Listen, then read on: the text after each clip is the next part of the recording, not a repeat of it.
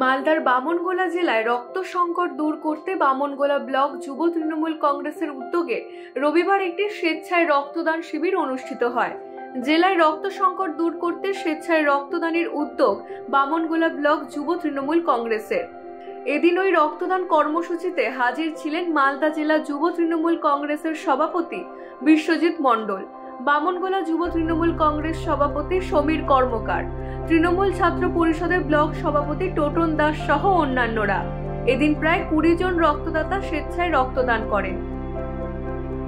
মালদা জেলা তৃণমূল যুব কংগ্রেসের উদ্যোগে বামনগোলা ব্লক তৃণমূল যুব কংগ্রেসের সৌজন্যে ব্লাড ডোনেশন ক্যাম্প অনুষ্ঠিত হচ্ছে।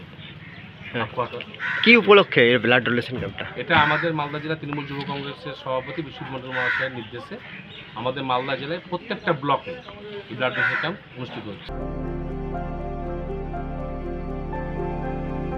মালদা থেকে বলাই পোদ্দারের report, U Bangla TV. U Bangla TV হৃদয় ছুঁয়ে যায়।